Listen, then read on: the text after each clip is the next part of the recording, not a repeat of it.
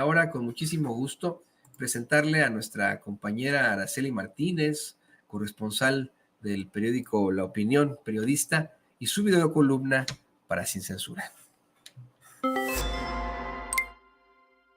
Hola, ¿cómo están? Soy Araceli Martínez y esta es mi colaboración para Sin Censura de esta semana. Justo la semana pasada se anunció que el rector de la UNAM, Juan Ramón de la Fuente, será el secretario de Relaciones Exteriores bajo el gobierno de Claudia Sheinbaum. No sabemos qué tan adentrado esté en el tema y la problemática de los paisanos, pero de acuerdo a su biografía publicada en la página oficial del Gobierno de México, realizó una residencia en psiquiatría en la Clínica Mayo en Rochester, Minnesota, en donde llegó a ser jefe de residentes, eso ya hace algunos años.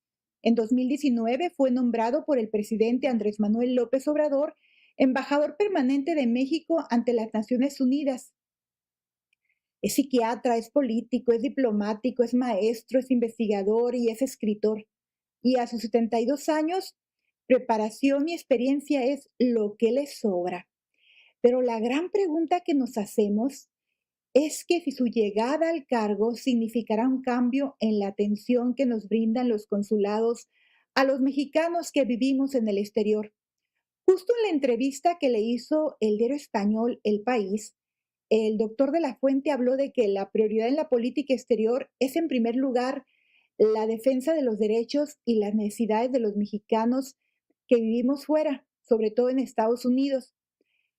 Una de las grandes deudas de Marcelo Ebrard como canciller fue una atención muy pobre a través de los consulados. Lo que es más, durante la pandemia, cuando los servicios se limitaron al máximo, se creó una mafia de personajes que se dedicaron a vender las citas para el consulado. Y hay quienes aseguran que todavía existe ese tráfico de citas y que cobran entre 80 y $100 por cita. Según dicen los traficantes, $50 son para el empleado del consulado y 50 para ellos.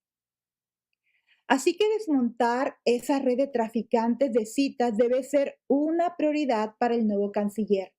En cuanto al deficiente servicio que prestan los consulados, el tema es muy sencillo. Si aportamos miles de millones de dólares en remesas a México, el año pasado fueron 63 mil millones de dólares, y estos envíos son una de las principales fuentes de ingresos en nuestro país, no es mucho pedir tener consulados que nos sirvan de manera eficiente, empezando por contratar a más personal y ampliar los horarios. Hay consulados que cierran a la 1 de la tarde, imagínense. Y también debían empezar por vigilar el trabajo que hacen las compañías de seguridad que contratan para vigilar las entradas de los consulados y poner orden, porque muchos de los agentes de seguridad maltratan a los paisanos. Eso lo hemos visto en el Consulado de México en Los Ángeles y hay numerosas quejas. Además, muchos de los empleados de los consulados son herencia de las administraciones priistas y panistas y no tienen la actitud y la vocación para servir. No todos, pero sí muchos. Y no estamos diciendo que los despidan, no, pero sí que los entrenen y capaciten para que se sensibilicen y sirvan de manera más humilde a los millones de mexicanos que vivimos en Estados Unidos. Al fin y al cabo, que los servicios que nos prestan no son gratis, los cobran y muy bien, y sus salarios vienen de todos los que pagamos tales servicios. Y bueno, luego es importante que nuestros cónsules sean menos clasistas y fifís. Necesitamos cónsules cercanos al pueblo. Ojalá que el segundo piso de la cuarta transformación incluya una mejora sustancial y agilización en la prestación de los servicios en las sedes consulares. Y sería bueno que todo ese pliego de peticiones en las que trabajaron las organizaciones de inmigrantes con la gente de Marcelo Ebrard a finales del año 2022 se los entreguen a De la Fuente y a la doctora Sheinbaum. Y la petición principal era justamente entonces mejoras a los servicios en los consulados y que se cumpliera la promesa del presidente Andrés Manuel López Obrador de hacer de los consulados verdaderas procuradurías de justicia para los indocumentados. La otra cosa es que cuando el ministro de la Fuente visite los consulados, no se reúna con los mismos de siempre.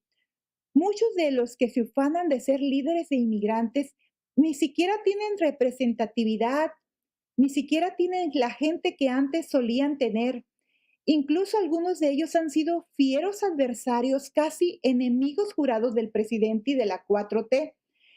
Pero eso sí, cuando viene el secretario de Relaciones Exteriores, son los primeros en la fila para que se les dé atención y entregar sus demandas. De manera que hay que invitarlos, no decimos que no, pero también hay que diversificar a los invitados a esas reuniones y dejar hablar a todos, no ponerles bozal. Por lo tanto, necesitamos un canciller muy cercano a los migrantes y a sus necesidades. Entendemos, nos queda muy claro que son muy importantes los temas del comercio y contener a Trump, pero queremos a un canciller cercano a la comunidad inmigrante y que no se olvide de la frase acuñada por el presidente AMLO: primero los pobres y en este caso, primero los inmigrantes. Por hoy es todo, yo soy Araceli Martínez, hasta la próxima. Qué buena frase, ¿eh? De verdad que deberíamos aplicarla y deberíamos sugerirla. También es esa, ¿no? Primero los migrantes, también, ¿por qué no? Qué bonito se escucha eso. Me da mucho gusto, pues que podamos escuchar estas propuestas de la queridísima Araceli Martínez, a quien le mandamos todo nuestro cariño.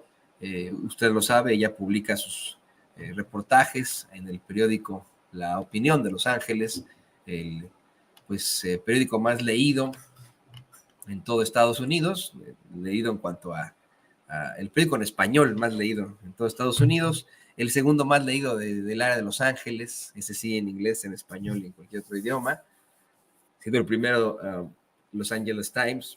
Así que bueno, ahí está el comentario de la queridísima Araceli Martínez.